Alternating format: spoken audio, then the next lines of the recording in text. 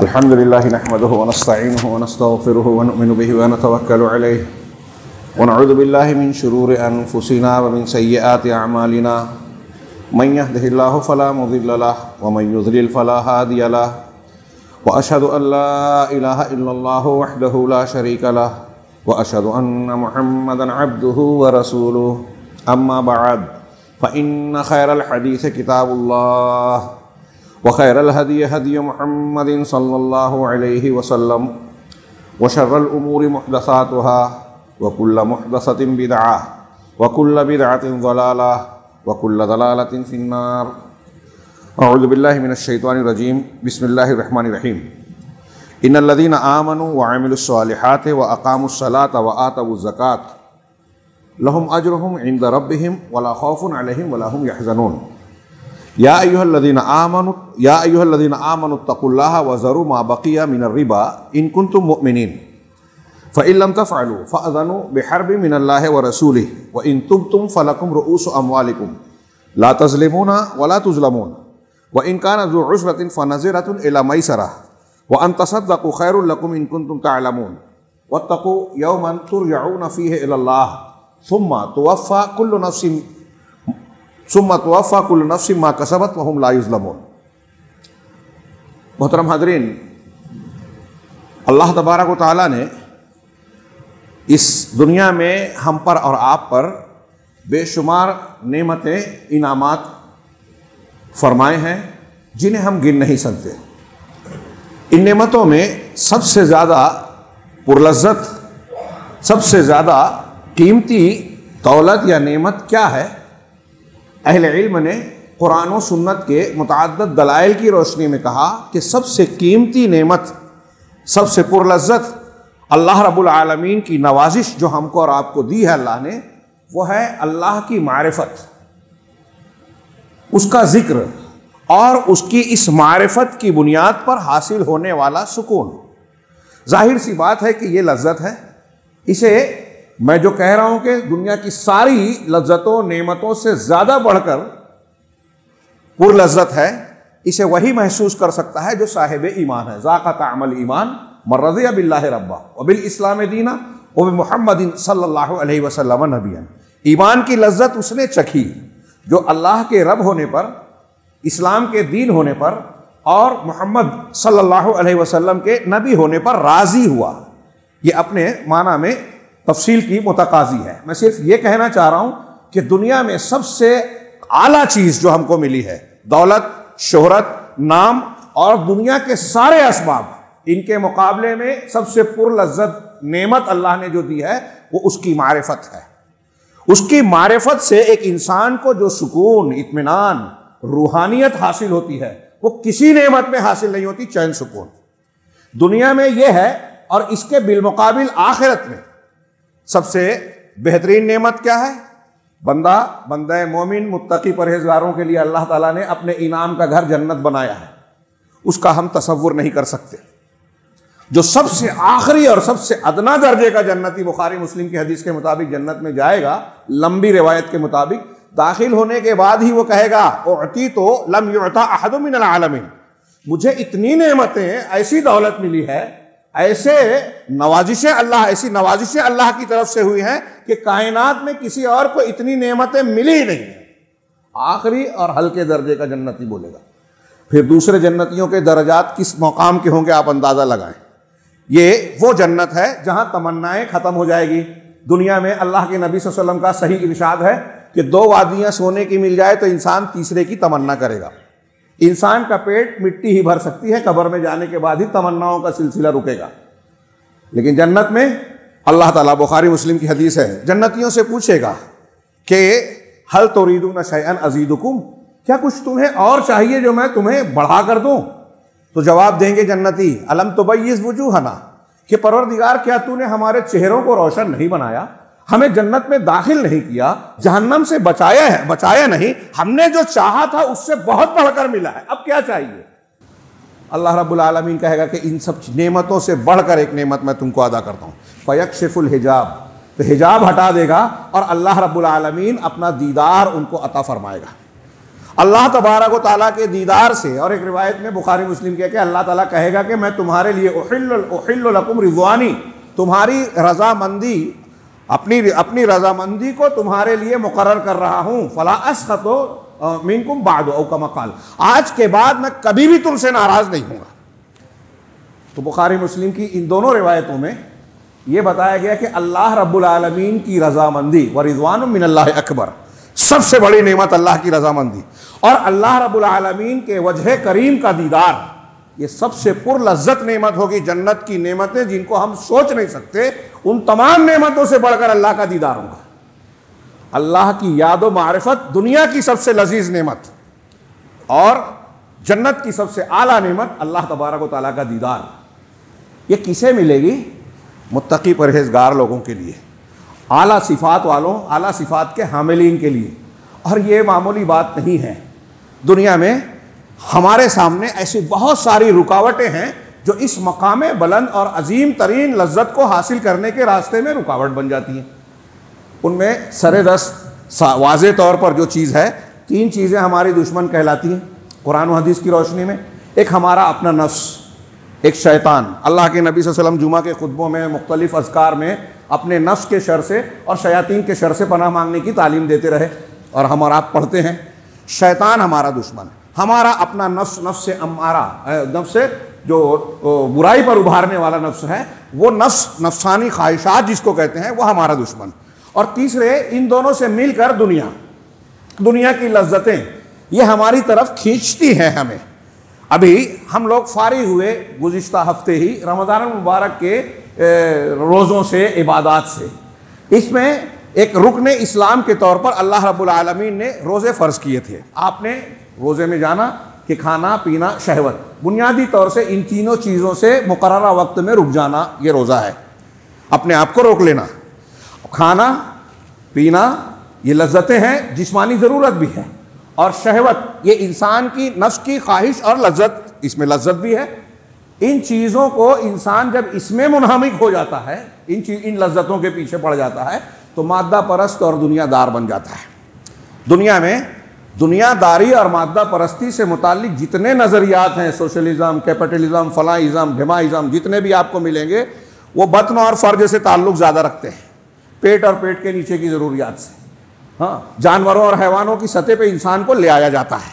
हाँ, चुनांचे अल्लाह तबारक व तआला ने रमज़ान मुबारक आम हालात में भी तक़वे की, रूहानियत की, अखलाकियात की, ईमानियात की तालीम दी गई। रमज़ान में बतौर ख़ास एक ख़ास मुद्दत तक खाने पीने और शहवत से रोक कर ये तालीम दी गई कि अपनी इन ज़रूरियात पर काबू पाया जाए। जिस्म में शैतान के मनाफिस को खाने पीने से अगर आप रुक जाएँ, इबादत के अक़ीदे और ईमान और एहतिसाब के साथ में, इखलास के साथ में, तो शैतान के मनाफिस जो रास्ते में हमारे जिस्म में जो घुसता है, उसके रास्ते जो है तंग हो जाएंगे, शहवतों पर गलबा हो जाएगा। फरिश्ते, उनके अंदर नेकियां हैं, अक्लें हैं, शहवत नहीं है। जानवरों में शहवत है, अकल नहीं है। ये बात सलफ़ का कौल है जो मैं अपने अल्फाज में नकल कर रहा हूँ। इंसान के अंदर शहवत भी है, अकल भी है। तो जिसकी अकल, रूहानियत, अखलाक, नेकी, उसकी बहीमियत यानी जानवर पने पर गालिब आ जाए, वो कामयाब है। और यही हमारी ज़िंदगी का इम्तिहान है। रमज़ान मुबारक का पीरियड इसीलिए आया कि हम अपनी इन ज़रूरियात पर काबू पा लें।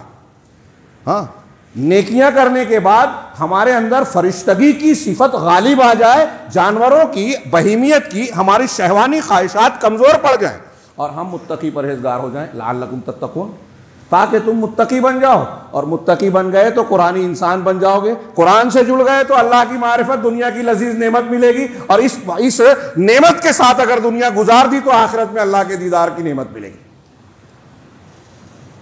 आजकल सोशल मीडिया का ज़माना है, अच्छाइयाँ भी हैं उसमें।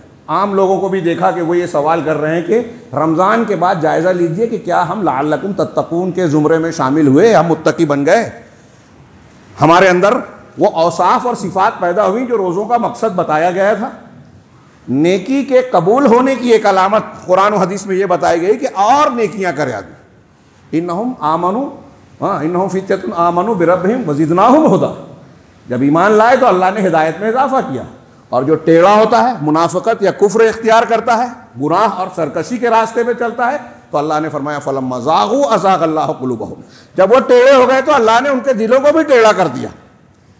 यानी आपने हमने टेढ़ापन इख्तियार किया तो ये पहला अजाब है अल्लाह का कि दिलों को और टेढ़ा कर देता है, तौफीक से महरूम कर देता है सुधरने की।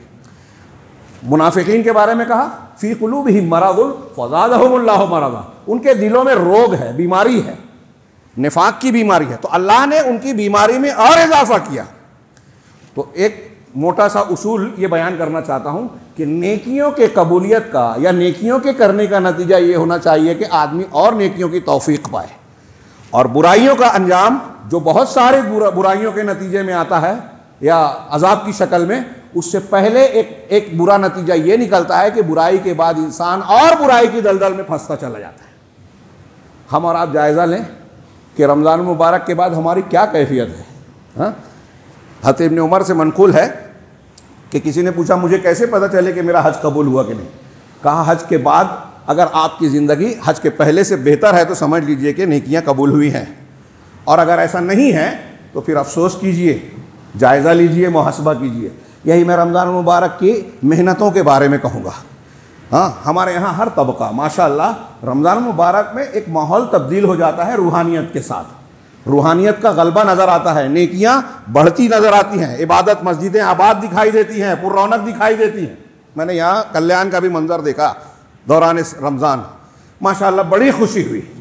लेकिन हमारे दिल में यही एक कांटे की तरह सवाल चुभता है कि क्या उन इबादतों का असर सिर्फ एक महीने तक है, या फिर हम लोगों भी वैसे ही हो गए जैसे अल्लाह तबारक व तआला ने सूरह आराफ या सूरह नहल के आखिर में मिसाल दी है कि उस औरत की तरह ना हो जाओ जो बड़ी मेहनत से सूत काटती है और फिर उसे उलझा देती है। हमने बड़ी मेहनत की रमज़ान में, रोज़े रखे, फ़र्ज़ है, नमाज क़ियामुल लैल किया, तिलावत की, तौबा इस्तिग़फ़ार किया, लैलतुल क़द्र की तलाश करने की कोशिशें की, और भी बहुत कुछ। अब रमज़ान के गुज़रते ही क्या अल्लाह का तक़वा ख़त्म हो गया? अल्लाह का डर एक महीने का सीजनली मामला है। अल्लाह रब्बुल आलमीन की याद या मौत की याद या आखिरत का मामला सिर्फ एक महीने के लिए नहीं, बाकी के महीनों के लिए रमज़ान मुबारक एक तरबियती पीरियड है। और अगर बाकी महीनों में हम अपने आप को आज़ाद महसूस करके शरीयत की बंदिशों से बाहर हो जाते हैं, हमारे बच्चे दीन और शरीयत के खिलाफ जाते हैं, दीन की तालीम और इल्म को जो है गैर ज़रूरी समझते हैं, कुरान से अपना नाता तोड़ लेते हैं, मस्जिद से दूर हो जाते हैं, तो इसका मतलब रमज़ान ने हम पर कोई असर नहीं किया। हमारी इबादतें नहीं, आदतें थी। हाँ, अगर हमने रमज़ानुल मुबारक के बाद नमाज ही में कोताही बरती, बुखारी मुस्लिम शरीफ की गालिबन हदीस मुअत्ता में भी है कि अल्लाह के रसूल ने फरमाया कि अगर एक असर की नमाज आपने जानबूझकर छोड़ी तो आपने अपने अहलो अयाल और सारे माल व असबाब को तबाह कर दिया। एक असर की नमाज, और जो मुस्तकिल छोड़ रहा है उसका क्या? तो अपनी मेहनत करने के बाद इतना मामला बिगड़ जाए। मुसलमान का, ईमान वालों का मामला क्या होता है? कुरान ने मुख्तलिफ मकामात पर बताया। सूरह मोमिनून में ईमान वालों की सिफात बयान करने के बाद अल्लाह ने फरमाया युतूना मा आतो व कुलूबहुम वजिला, कि अल्लाह ने जो कुछ उन्हें दिया है वो अल्लाह के रास्ते में खर्च करते हैं और उनके दिल दहले रहते हैं, डरते रहते हैं। यानी अल्लाह के रास्ते में खर्च करने के बावजूद डरते रहते हैं, रमज़ान के रोजे रखने के बावजूद डरते रहते हैं, हज करने के बावजूद डरते रहते हैं। मैं तशरीहन कह रहा हूँ। इसकी तशरीह में तिरमिज़ी वगैरह की एक रिवायत है जो सही है। उम्मुल मोमिनीन हज़रत आयशा ने पूछा कि अल्लाह के रसूल सल्लल्लाहु अलैहि वसल्लम बताइए कि ये जो अल्लाह ने कहा कि ये खर्च करते हैं और डरते रहते हैं, क्या ये ऐसे मुसलमान लोग इससे मुराद हैं जो शराब पीते हैं, ज़िना करते हैं, गुनाह का काम का इर्तिकाब कर बैठते हैं? ऐसे मुसलमान हैं कि नेकी करते हैं फिर डरते हैं? कहा ला इब्नत सिद्दीक़, नहीं, ऐ सिद्दीक़ की बेटी, ये वो लोग मुराद नहीं है, बल हुमुल लदीना यसल्लूना व यसूमूना व यतसद्दक़ून, ये वो लोग मुराद है कि नमाज पढ़ते हैं, रोज़े रखते हैं, सदका व खैरात करते हैं, लेकिन ये नेकियां करने के बाद डरते रहते हैं कि कहीं ऐसा ना हो कि अल्लाह ताला हमारी इन नेकियों को कबूल ना करे। नेकियां करके डरते हैं। इमाम हसन बसरी रहमहुल्लाह इसी आयत और हदीस के बाद कहते हैं कि ये मोमिन की अलामत है कि नेकी करके डरता रहता है, और मुशरिक की अलामत यह है, मुनाफिक की अलामत यह है कि नेकियां करता नहीं है और अल्लाह से उम्मीदें बांधता है कि मैं तो मुसलमान हूँ, कलमा पढ़ता हूँ, फलां और फलां हूँ, फलां का बेटा हूँ, अल्लाह मुझे पार कर देगा, गुनाह भी किया तो माफ़ कर देगा। जैसे यहूदी कहते थे कि नहनु अहिब्बा क्या है, अबनाउल्लाह व अहिब्बाहु, हम अल्लाह के बेटे और चहीते हैं, अल्लाह हमको अजाब थोड़ी देगा, अगर जहन्नम में डाला भी तो थोड़ी मुद्दत के लिए डालेगा। ऐसे लोग तमन्नाए खाम में लोग जीते हैं। जो लोग नेकियां ना करें, दीन ना सीखें, कुरान पर अमल ना करें, अपना अकीदा दुरुस्त ना करें और उसके बाद ये उम्मीद बांधे कि हम मुसलमान नाम के हैं, दुनिया की मसलहतें मादा परस्ती के पीछे भागते रहें और कामयाब हो जाएंगे, बहुत बड़ा धोखा है। इस तनाजुर में बहुत महदूद वक्त होता है।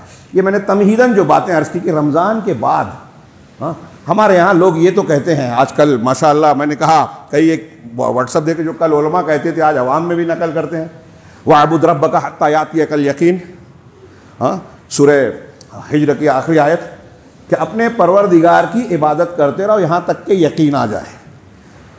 हमारे यहाँ बाज़ अहले तसव्वुफ़ ने ये कहा कि यकीन हासिल हो जाए तो फिर इबादत नहीं करनी है, इबादत साकित हो गई। गुमराही है, गलत माना है। यकीन से मुराद मौत है। तमाम मुफस्सिरीन, मोतबर मुफस्सिरीन कहते हैं कि अपनी मौत के आने तक इबादत करना है, सिर्फ रमज़ान में नहीं। रमज़ान में सिर्फ अल्लाह से डरना है ऐसा नहीं है, शरीयत की पाबंदी करनी है ऐसा नहीं है, मरने तक रिटायरमेंट नहीं है। जब तक आपका होश व हवास है, खड़े नहीं रह सकते, बैठ नहीं सकते, लेट कर नमाज तो पढ़नी ही है। अगर होश व हवास है तो ये साकित नहीं होगा, तो रब की इबादत करनी है, ये हम सब जानते हैं। अब मैंने अर्ज़ किया, अक्सर मैं कहता रहता हूँ कि मालूमात आज कम नहीं है, इंफॉर्मेशन बहुत है, हमारी उंगलियों पर गूगल की लाइब्रेरियाँ हैं, मालूमात बहुत है। अवाम उलमा को बताते हैं बहुत सारे मकाम पे, आजकल ऐसा दिखाई देता है, लेकिन अमल बिल्कुल नहीं है, मनहजियत नहीं है।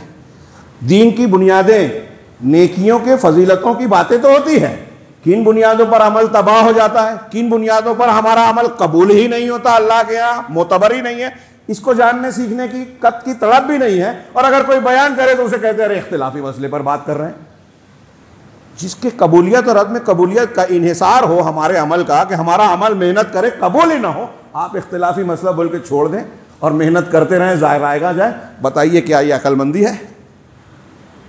मैं अर्ज़ करना चाहता हूँ कि इस तनाजुर में कि हमें इबादत करनी है, रमज़ान के बाद भी अपने घरों को संभालना है, अपने बच्चों की इस बात की फ़िक्र करनी है, जितना हम ये सोचते हैं कि दुनिया में कामयाब मुस्तकबिल हो, कोई डॉक्टर बन जाए, इंजीनियर बन जाए, मोतबर और पुरवकार और बाइज़्ज़त नौकरी मिले, मुलाजमत मिले, उससे कहीं ज़्यादा एक मोमिन बंदे को इस बात की फ़िक्र होती है और होनी चाहिए कि मेरा बेटा मरने के बाद बरज़खी और आखिरत के अजाब का शिकार ना बने। वो अनफुसकुम व अहलीकुम नारा, अपने आप को और अपने अहले अवाल को जहन्नम की आग से बचाओ। इसके लिए हमें क्या करना है? ये व्हाट्सएप पे हमने जो चला दिया मैसेज कि ये इबादत करते रहो, और यहाँ तक कि मौत आ जाए, क्या हम देखते हैं कि इसका कुछ असर हमारी ज़िंदगियों में है? वो खबरें बराबर आ रही हैं, हमारे नौजवानों की गुमराहियाँ, शरारतें, बच्चियों का इर्तिदाद, उनके दीन और ईमान का बेच देना, दुनियावी लज्जतों के चक्कर में जो है आखिरत को जो है तज देना, इस तरह की रोज़ खबरें आ रही हैं, छप रही हैं, और हम शर्मिंदा हो रहे हैं, बेगैरती का शिकार हैं, लेकिन हम सीरियस नहीं हो रहे हैं।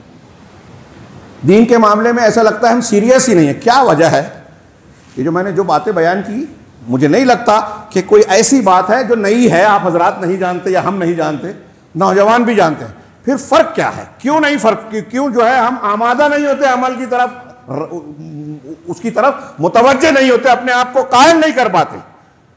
हमारी जो बच्चियां मुर्तद हो रही हैं, हमने क्या उनको नहीं बताया मरने के बाद दोबारा जिंदा होना है, जन्नत और जहन्नम का मामला पेश होना है? हाँ, हमने ठीक से नहीं बताया। अगर ठीक से उनके जहन और दिमाग में उतरा होता, मैं ये बहुत जगह भी कह रहा हूँ कि हमारी ख़वातीन कुछ सालों पहले तक सहाबा सहाबियात और उनके दौर की बात छोड़िए, बहुत बात की, जान दे सकती थी, ईमान नहीं दे सकती थी। ये नहीं हो सकता था कि दुनिया की लज्जतों के पीछे जो है वो अपने ईमान को बेच के किसी और से शादी करें। आज हम सुन रहे हैं, सही या गलत जो भी, उसमें कुछ % भी सही मान लिया जाए, तो सोचने का, सीरियस होने का मैटर है, मवाद है। मैं यही अर्ज़ करना चाहता हूँ कि रमज़ानुल मुबारक के तरबियती पीरियड ने हमको रूहानियत का खुगर बनाने की पूरी कोशिश की, पूरा इंतज़ाम किया, रब्बुल आलमीन ने माहौल बनाया, बरकतें, रहमतें, मग़फ़िरतें आम कर दी, जन्नत का दरवाज़ा खोल दिया, जहन्नम का बंद कर दिया, नेकियों के लिए जो है सहूलत फराहम कर दी, और बहुत सारी चीज़ें। और हमने किसी हद तक किया भी, कुरान पढ़ा भी, लेकिन क्या हमने कुरान को गले से उतारा? कैसे उतारे? सीरियस हो जाइए, मैं अर्ज़ करना चाहता हूँ। तो मैंने जो जिक्र किया कि हमारे 3 दुश्मन हैं, ये कुरान की सूरह बकरा की एक जगह की मैंने आयतें पढ़ी। इस तरह के मज़ामीन कुरान में जा बजा है। मैंने जहाँ से पढ़ी इन्नल लज़ीना आमनू व अमिलुस सालिहात, हाँ, कि जिन लोगों ने ईमान लाया और नेक अमल किया। सब ये तर्जुमा जानते हैं, लेकिन इसकी तफसीर करने से डरते हैं। और तशरीह में जाएं, ईमान का माना लोगों ने अलग अलग बना रखा है। अब जब आपका ईमान ही सही नहीं है, हमारे यहाँ ला इलाहा इल्लल्लाह की तशरीह ही लोग गलत समझते हैं, गलत बताते हैं, गलत मानते हैं, तो फिर ईमान कहाँ सही रहा? अल्लाह रब्बुल आलमीन ने जो मुतय्यन किया है माना और मफ़हूम, समझना पड़ेगा हमको। हाँ, इजबारी है ये। आपका दिमाग, आपकी मसलहत, अपने घर, अपनी मसलहत की बुनियाद पर रब्बुल आलमीन राज़ी नहीं होगा। हम अपने आप को तसल्ली देते हैं कि अरे ईमान का ये इख्तिलाफ बताएंगे, ईमान का ये माना बताएंगे तो लोग नाराज़ हो जाएंगे।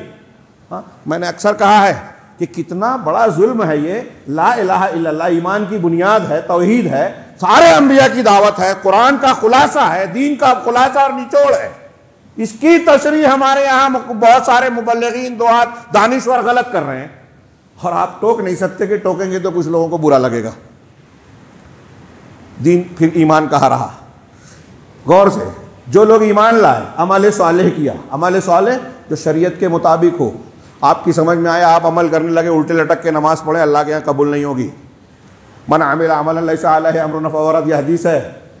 क्या इसको छोड़ देवें? जिसने कोई भी ऐसा अमल किया जिस पर हमारा हुक्म नहीं है, वो रद्द है। कितनी बिदअतें कर रहे हैं लोग, नेकी समझकर, दीन समझकर। हम टोक नहीं सकते। अल्लाह के रसूल हर जुमा में सहाबा के सामने कहते थे, दीन की हर नई चीज़ बिदअत, हर बिदअत गुमराही। हम बोले तो वही इख्तिलाफ। हाँ, ये मैं किसी को तंज करने के लिए नहीं कह रहा हूँ मेरे भाइयों। मैंने कहा सीरियस हो जाएं दीन के मामले में। कोई किसी की कब्र में जाने वाला नहीं, कोई किसी को बचाने वाला नहीं, सिवाय अपने ईमान अमल साले को। ये बुनियाद कुरान दे रहा है कि जो लोग ईमान लाए, अमल साले किया, नमाज कायम की, ज़कात दी, हाँ, उनके लिए उनके परवरदिगार के पास अज्र है, और ना कोई खौफ है ना गम है। एक एक जुमले की, एक एक लफ्ज़ की तशरीह का मौका नहीं है। थोड़ी देर के लिए सिर्फ इतना जो बार बार ये कहा जाता है ईमान वालों के कि खौफ और गम नहीं है। हमारी ज़िंदगी का पूरा खुलासा यही है। कोई डर है, कोई टेंशन है, ये 2 चीज़ निकाल दीजिए, ज़िंदगी खुशगवार हो जाए। और ज़िंदगी की खुशगवारी का नुस्खा कुरान बार बार कह रहा है, ईमान अमल सालेह, 2 चीज़। हाँ, लेकिन इस जुमले के आगे की कुछ आयतें हैं, पीछे से कुछ आयतें हैं। वक्त कम था इसलिए मैंने दरमियान से पढ़ी। इससे पहले अल्लाह रब्बुल आलमीन ने वो सदका व खैरात और अल्लाह के रास्ते में माल खर्च करने का जिक्र करने के बाद जो जिक्र किया, सूद का मसला बयान किया और कहा अल्लज़ीना याकुलूना रिबा ला यक़ूमूना इल्ला कमा यक़ूमुल लज़ी यतख़ब्बतहु शैतानु मिनल मस। सूद से मुतालिक तफसीली गुफ्तगू का मौका नहीं है, लेकिन बहुत सरसरी तौर से जो मैं उन्वान बयान कर रहा हूँ कि हमारे यहाँ जो हम नेकियां जानते हैं कबूल नहीं कर रहे हैं, दुनियादारी के पीछे, दुनिया के पीछे भाग रहे हैं, आखिरत को फरामोश कर रहे हैं, अपने आप को आमादा नहीं कर पा रहे हैं। उसकी वजह बता रहा हूँ, ये कुरान की रोशनी में, कि जो लोग सूद खाते हैं वो ऐसे ही क़यामत के दिन ऐसे ही खड़े होंगे जैसे वो शख्स खड़ा होता है जिसे शैतान ने छूकर खपती बना दिया, शैतान ने बावला बना दिया।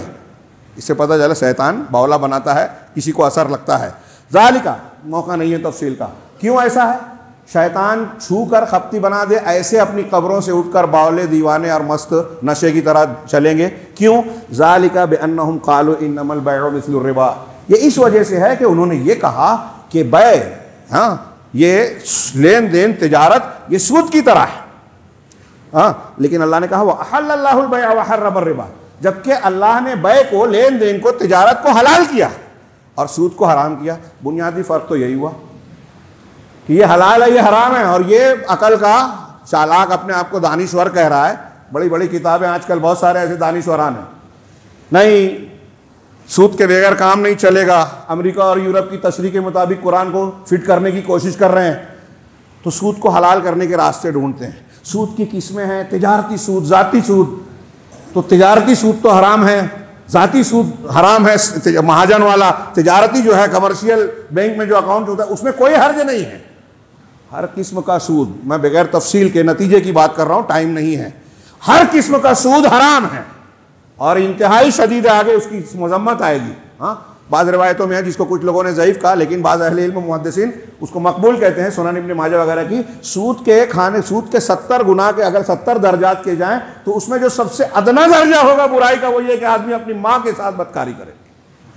कितना घिनौना काम है। हाँ, अल्लाह रब्बुल आलमीन कह रहा है कि वो अकल वाले चूंकि उल्टी बात कर रहे थे, गलत बात कर रहे थे, इसलिए अल्लाह ताला क़यामत के दिन उन्हें पागलों की तरह उठाया, वो पागलपन की बात कर रहे हैं, जैसा अमल वैसा नतीजा।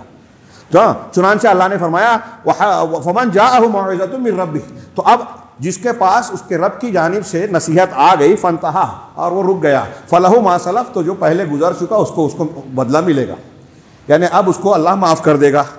गुनाह जो पहले सूद का लेन देन किया है, अब अल्लाह का हुक्म आने के बाद तौबा कर लिया, माफ़ हो जाएगा। इसका मतलब अब भी जो करेगा तो पहले का और अभी दोनों गुनाह मिलेगा। हाँ, वह अमरुहु इलल्लाह, उसका मामला अल्लाह के पास होगा। वमन आदा, और जो पलटेगा फिर से सूदी लेन देन करेगा, फ़उलाइका अस्हाबुन नार, तो यही जहन्नमी है। हाँ, हुम फ़ीहा खालिदून, जिसमें वो हमेशा हमेशा रहेंगे। अगर हलाल समझ के कोई करेगा तो कभी जहन्नम से नहीं निकलेगा, इसलिए कि हलाल समझने वाला काफिर हो जाएगा, कुरान का इनकार कर रहा है। और अगर हलाल समझ के नहीं किया तो वो इस बात का हकदार तो है कि जहन्नम में हमेशा हमेशा रहे, लेकिन दूसरे दलाइल से साबित हुआ कि अगर शिर्क नहीं है, आदमी के पास तौहीद है, तो दर्द या बदेर वो जहन्नम में, जन्नत में ज़रूर जाएगा, तो वो उसमें हमेशा रहेंगे। यमहकुल्लाहु रिबा व युर्बिस सदक़ात, अल्लाह सूद को मिटाता है, सूद को मिटाता है मतलब उसको तबाह बर्बाद करता है, उसकी बरकत को ख़त्म कर देता है। पूरी दुनिया आज सूदी सिस्टम पर जो चल रही है, कहीं अमेरिका में देखिए, जापान में देखिए, मुख्तलिफ मौक़ों पर दिवाला बैंकों का निकला, हमारे यहाँ भी कसाद बाजारी, और न जाने कौन कौन से माशी और इक़्तिसादी जो है परेशानी और मसाइल खड़े हो रहे हैं। सूदी निज़ाम की ये नहूसत है। अल्लाह ने फरमाया था कुरान में, अल्लाह सूद को मिटाता है, वयुर्बिस सदक़ात, और सदक़ात को बढ़ाता है। इस पर बहुत सी रिवायतें हैं कि अल्लाह थोड़े से सदक़े को क़यामत को बहुत बढ़ाकर बंदों को उसका बदला देगा।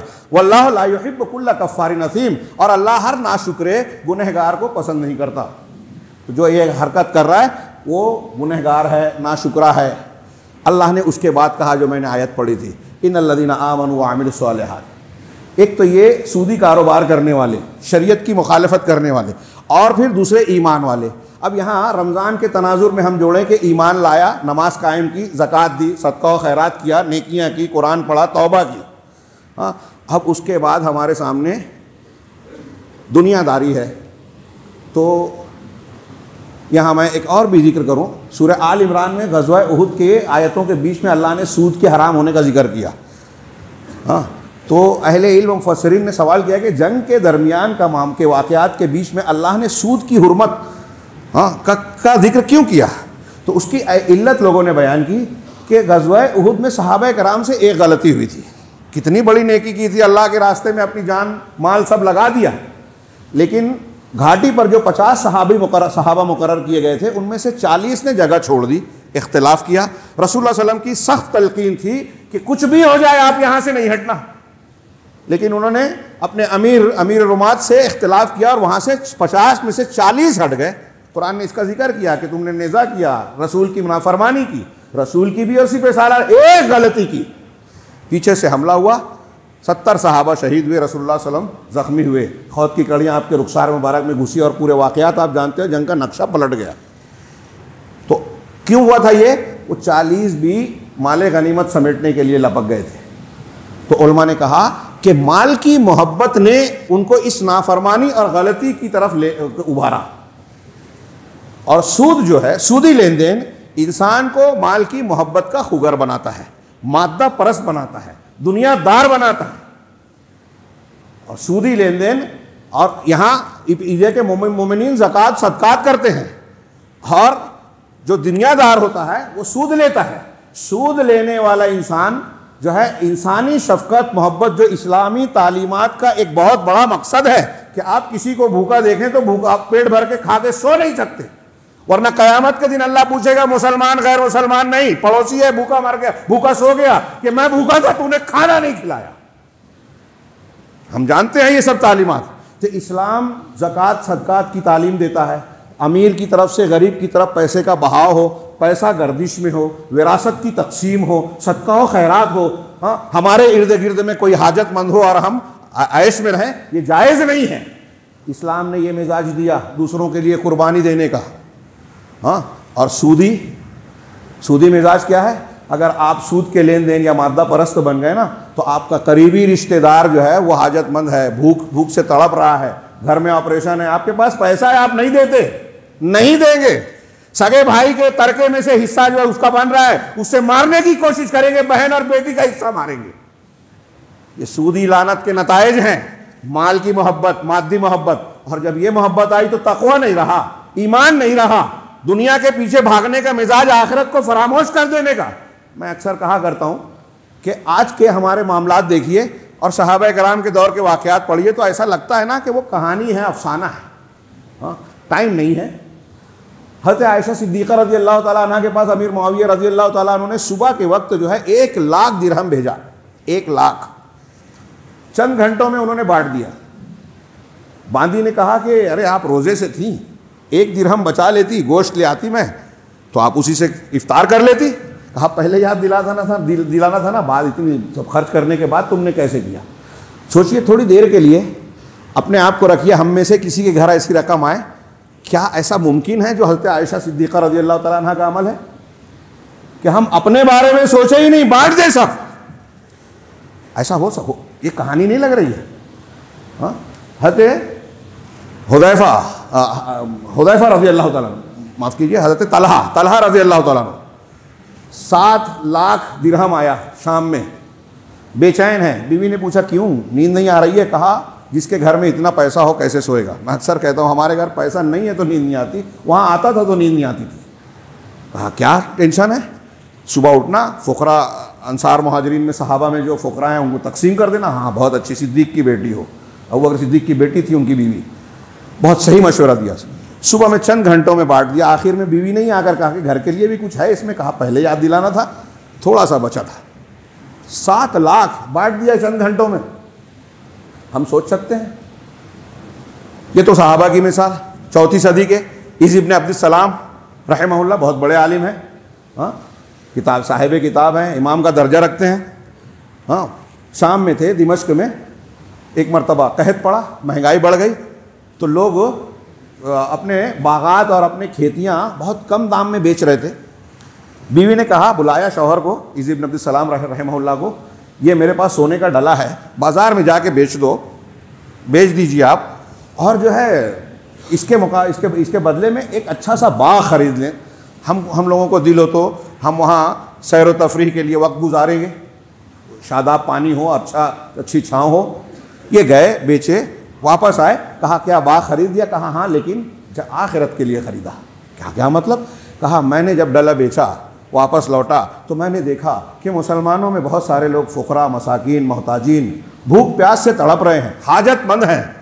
मैंने कहा इससे बेहतर क्या होगा कि हम इन ज़रूरतमंदों में ये पैसा बांट दें, तो हमको अल्लाह ताला जन्नत का बाग देगा। मैंने वो बाग ख़रीदा है।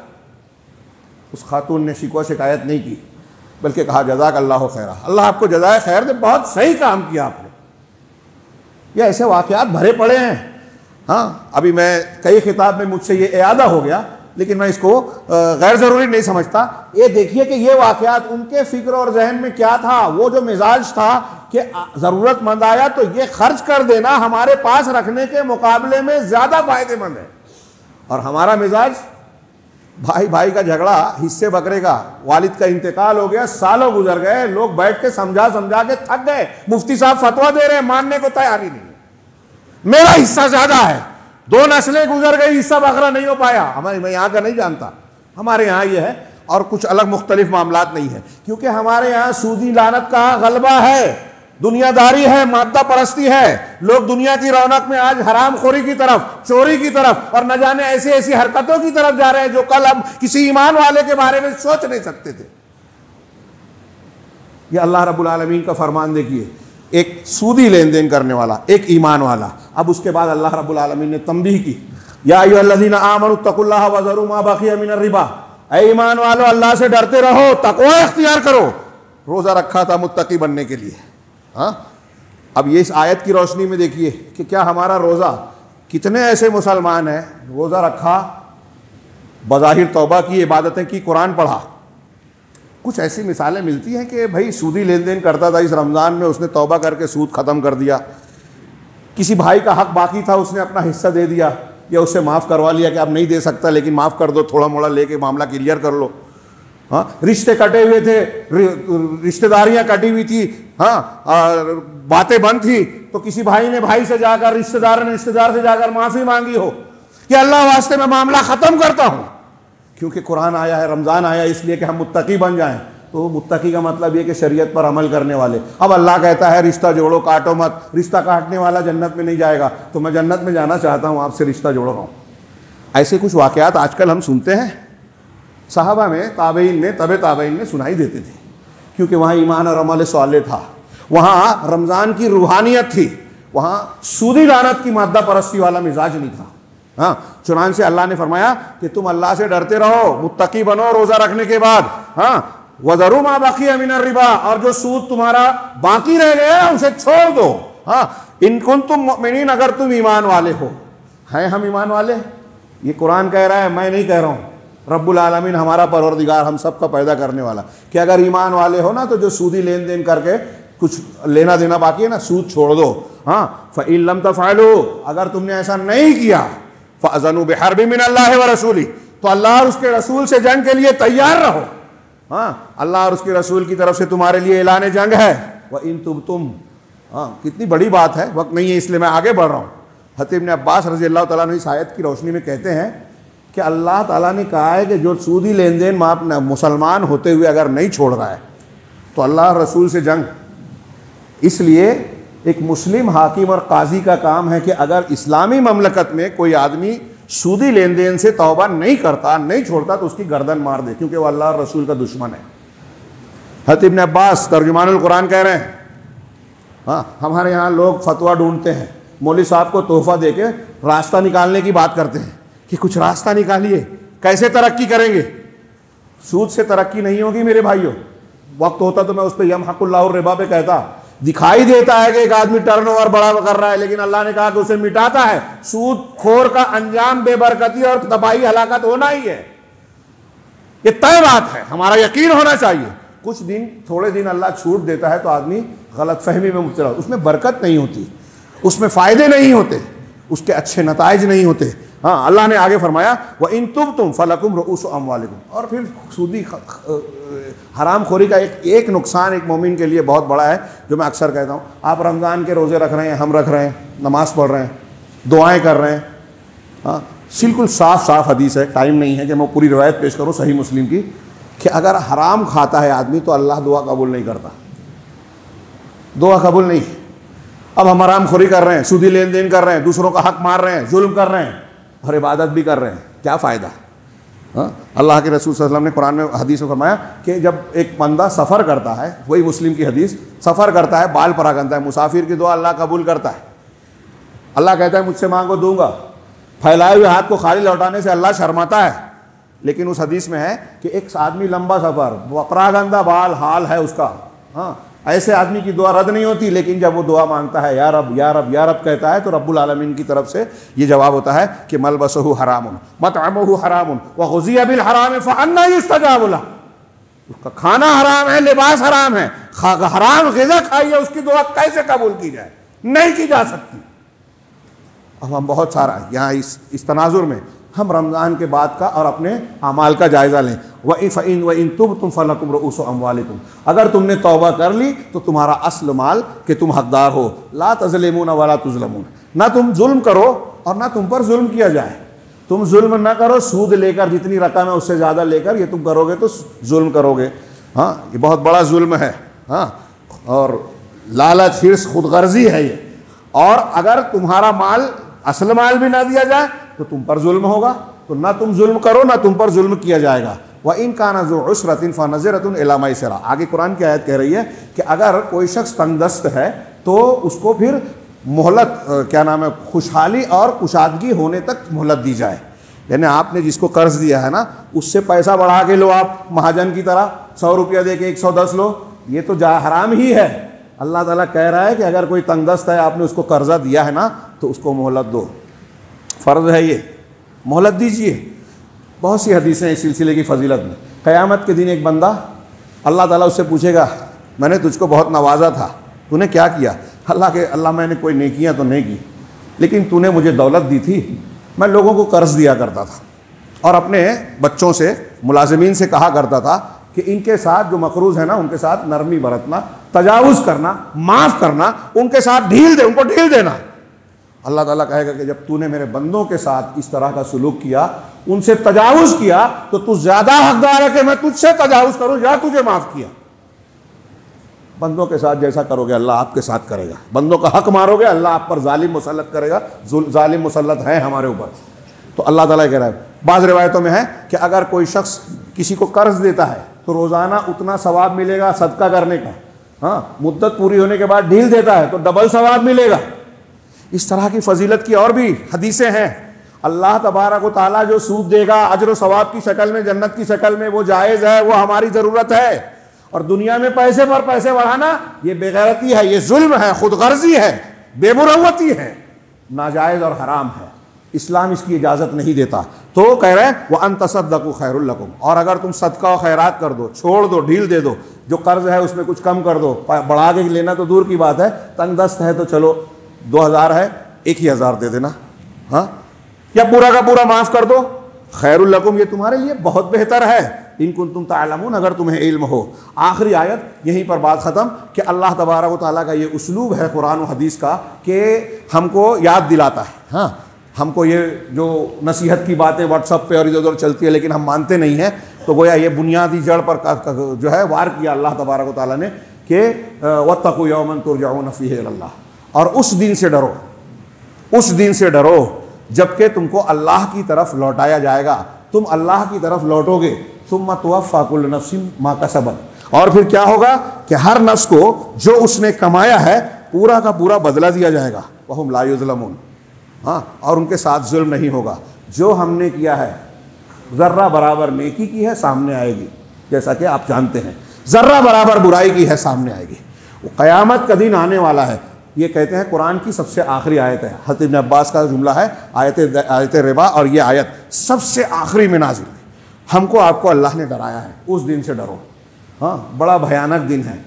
बाप भाई रिश्तेदार सब एक दूसरे से भागेंगे, अंबिया नफ्सी नफ्सी कहेंगे। ये एक मंजर सिर्फ बयान करके मैं बात को ख़त्म करूँ। सूरह इब्राहिम में अल्लाह रब्बुल आलमीन ने उस दिन से मुताल्लिक़ कहा कि एक चीज़, ये दूसरा पहलू कि वो दिन तो आना है, और हमारी एक नफ्सियात होती है गुनाह करने की। हम अपने आप को चालाक समझते हैं, दूसरों को बेवकूफ़ बनाते हैं, या लोगों की निगाहों से छुपते हैं, बुराइयां करके भी सफ़ेद कॉलर बने हुए रहते हैं। तो एक नफ्सियात इंसान की ये है कि हम गुनाह का काम करते रहें, छुपा लेंगे, बाद में मामला अल्लाह के सामने तौबा वाबा कर लेंगे। हाँ, ये सोच सोच कर जो करता है उसे डरना चाहिए कि तौबा की तौफीक से महरूम भी हो सकता है। बहरहाल अल्लाह तबारक व तआला ने इस नफ्सियात पर ज़र्ब लगाते हुए कहा वला तहसबन्नल्लाह गाफ़िलन अम्मा यअमलुज़ ज़ालिमून, और जालिम लोग जो अमल कर रहे हैं, ये जुल्म और ज़्यादती कर रहे हैं, हाँ, नालायकी और दूसरों के हुकूक को रद्द कर रहे हैं, शरीयत की मुखालिफत कर रहे हैं, तो उससे अल्लाह को गाफिल ना समझो। ला तहसा, हरगिज़ बेवकूफ़ी नहीं करना। ये अल्लाह कह रहा है कि ये सुनना समझो अल्लाह को कि जालिम लोग जो अमल कर रहे हैं, इन्नमा युअख्खिरुहुम लियौमिन तशख़्सु फ़ीहिल अब्सार, वो तो उन्हें उस दिन तक मोहलत दिए हुए है जिस दिन आंखें फटी की फटी रह जाएंगी। हाँ, फरमाया ला यर्तद्दु इलैहिम तरफ़ुहुम, वो अपने कह रहे हैं कि उनकी निगाहें खुद उनकी अपनी तरफ पलटेगी नहीं। हाँ, वो दौड़ भाग रहे होंगे मुहतिईना, क्या है, व अफ़इदतुहुम हवा, और उनके दिल खाली खाली खाली होकर गिरे पड़े जा रहे होंगे। ये कैफियत इसका जो कुरान में सूरह इब्राहिम की आयत नंबर 42 में जाके ज़रूर पढ़िए, 42-43, और उस कैफियत का अंदाज़ा लगाइए। ये डर अगर हमारे दिल में अल्लाह के सामने जवाबदेही का नहीं आएगा तो दुनिया के कोई फ़लसफ़ा हमें सुधारेगा नहीं। हाँ, ये रमज़ान आते जाते रहेंगे और हमारी वही रविश बेढंगी रहेगी जो पहले थी, वो अब भी है। हाँ, ये बहुत ज़रूरी है। अगर हम इन वाक़यात को, ख़बरों को सुधारना और बदलना चाहते हैं तो हमें इस सिलसिले में संजीदा होना होगा। हाँ, बातें काफ़ी हैं लेकिन मैंने कुछ इशारे किए हैं। हाँ, इस तनाजुर में सिर्फ ये अर्ज़ करना चाहता हूँ कि हम दुनिया और दुनिया की ज़रूरियात की तरफ जायज़ और शरीयत के दायरे में ज़रूर लपकें, लेकिन ये याद रखें कि हमारी असल और बुनियाद तौहीद है, दीन है, कुरान और सुन्नत है। इस दायरे से हम बाहर हुए तो हमारी दुनिया भी तबाह और आखिरत भी। अल्लाह रब्बुल आलमीन हमें दुनिया और आखिरत दोनों को संभालने और संवारने की तौफीक अता फ़रमाए और ऐसे अमाल की तौफीक दे जिससे हमारी दुनिया और आखिरत दोनों संवर जाए, बेहतर बन जाए और अल्लाह के हर किस्म के अजाब से, दुनिया और आखिरत के फितने से हम महफूज हो जाएँ। अक़ूलु क़ौली हाज़ा व अस्तग़फ़िरुल्लाह ली व लकुम साइरिल मुस्लिमीन व सल्लल्लाहु अला नबिय्यिना मुहम्मद बारकल्लाहु लना व लकुम फ़िल क़ुरआनिल मजीद व नफ़अना व इय्याकुम बिल आयाति व ज़िक्रिल हकीम इन्नहु तआला जवादुन करीमुम मलिकुम बर्रुर रऊफ़ुर रहीम।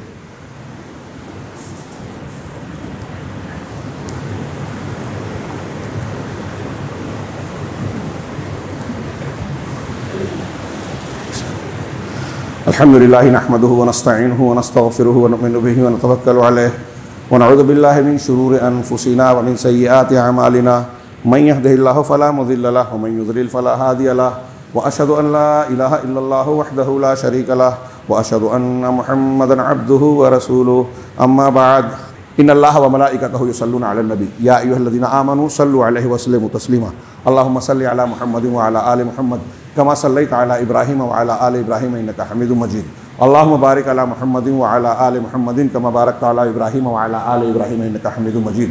इबादल्लाह रहमनी व रहमकुमुल्लाह इन्नल्लाहा यअमुरु बिल अदलि वल इहसानि व ईताइ ज़िल क़ुरबा व यनहा अनिल फ़हशाइ वल मुनकरि वल बाग़ि यअज़ुकुम लअल्लकुम तज़क्करून उज़्कुरुल्लाहा यज़्कुरुकुम वदऊहु यस्तजीब लकुम व लज़िक्रुल्लाहि तआला अला व जल्ल व अकबर।